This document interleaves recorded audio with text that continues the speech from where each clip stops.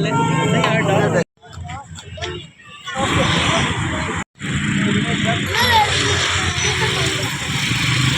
डाल कल वाला बात अलग है, कल वाला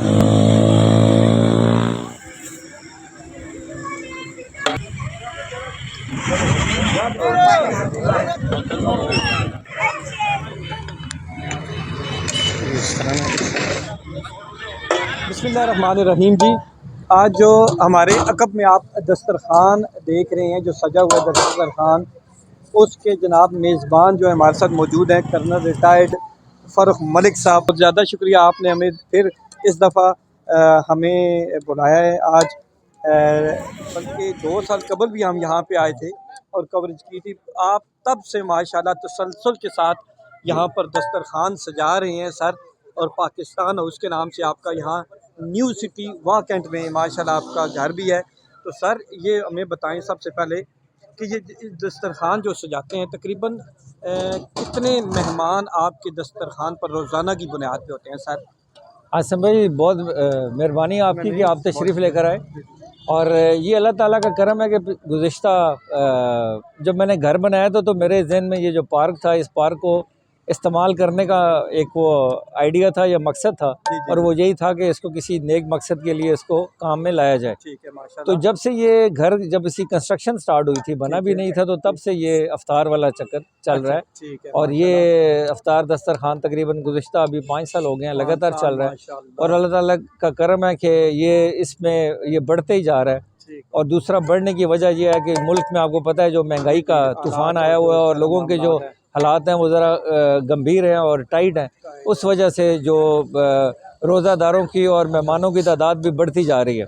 तो अल्लाह ताला का करम है कि ये एक तकरीबन डेली आप कह लें कि 200 से 250 के लगभग लोग इधर 250 के लगभग यहाँ अफ्तार करते हैं। और तकरीबन आप कह लें कि 50 से 60-70 लोगों को उनको पार्सल भी, किसी को ना नहीं करते, कोई बंदा खाली हाथ नहीं जाता, शॉपर में दे देते हैं अगर कोई किसी को मजबूरी और वो घर लेके जाना चाहता है।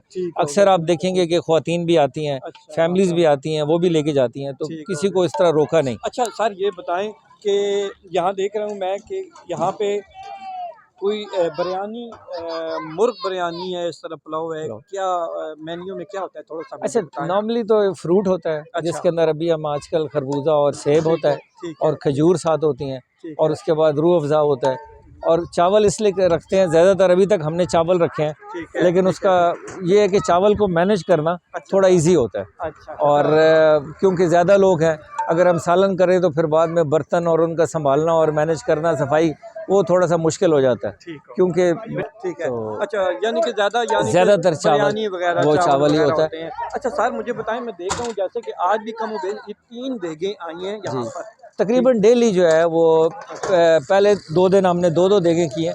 उसके बाद लगातार जो 3 देगें हो रही है, और 3 देगें भी मतलब कोई आप ठीक ठाक तादाद चावलों की होती है ताकि कमी ना हो। सर ये तकरीबन 3 देगें हैं यहाँ पर, रूह अफ़ज़ा, शरबत, पानी भी है, फ्रूट भी है।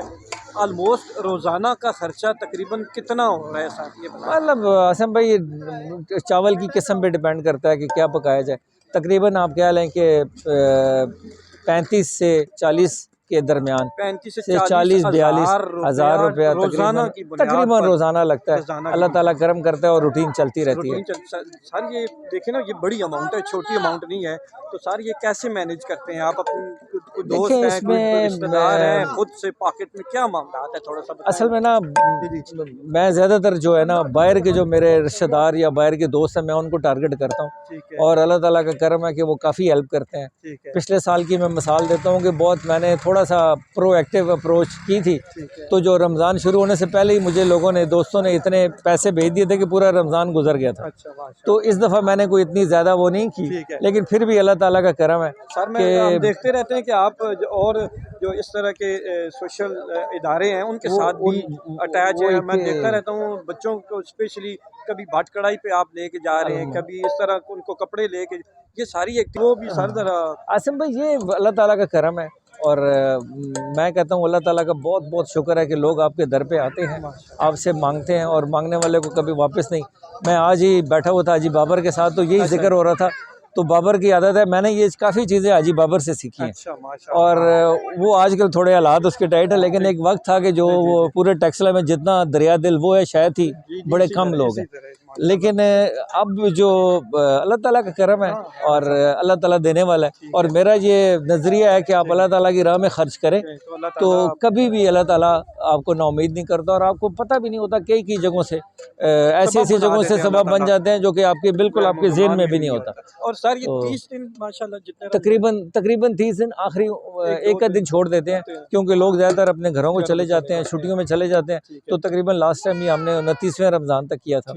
और ये चलता है। ऐसा भी होता है कि जो मुखय्यर हज़रात हैं वो अगर आपको देना चाहें लोग, मैंने इसलिए एक बैनर सा लगाया हुआ है, इस पे नंबर लिखा हुआ है, तो न्यू सिटी के भी या कोई और लोग भी जो हेल्प करना चाहें वो मुझे कॉल कर देते हैं, उनको मैं अपना नंबर दे देता हूँ। और वो भी मतलब गाए बगाए लोग इस नेक काम में क्योंकि देखिए ये नेक काम है, ये मेरा ज़ाती काम नहीं है, ये एक फलाई काम है, और इसके अंदर जो भी हिस्सा डालना चाहे सवाब का काम है, तो उसके अंदर हर बंदे को हिस्सेदार बनाना चाहिए। जी माशाल्लाह, बिल्कुल। मैं कर्नल साहब का जो सेल नंबर है वो मैं अपनी डिस्क्रिप्शन में मैं इंशाल्लाह वो भी दे दूँगा। जो कोई रब्ता करना चाहे इस काम के लिए, कार सवाब के लिए, तो वो भी साथ दे सकता है। तो कर्नल साहब मैसेज को कन्वे करना चाहते हैं, इंसानियत की खिदमत करें। ठीक है। देखिए अल्लाह ताला ने कुरान में बारहा फरमाया कि यतीम, मसकीन, जितने भी फ़ुकरा गरीब हैं उनकी हेल्प करनी चाहिए, जो बेवाएँ हैं उनकी हेल्प करनी चाहिए। जब अभी रमज़ान था तो अल्लाह के फजल करम से मैंने भी काफ़ी बेवाओं को और बाकी लोगों को, बेसाब अदारे हैं पाकिस्तान में जो ये काम कर रहे हैं, और ये नेक काम है और इसको जितना बढ़ चढ़ के करना चाहिए, लोगों को मैं कहता हूँ हिस्सा लेना चाहिए। मुझे अपने प्यारे टेक्सला से गिला रहता है, टेक्सला तो मेरी हमारे खून में एक शामिल है, तो मैं अक्सर देखता होता हूँ। मैं ईदी का आप देखें ना, जब वो उनका उधर सेंटर बना हुआ है तो बहुत कम लोग हमारे इस तरह के कामों में हिस्सा ले रहे होते हैं। तो मेरी सबसे रिक्वेस्ट है कि जो मुखय्यर हैं, जो ये जिनके पास बेसाब ज़मीनें, ये ज़मीनें सब इधर रह जानी है।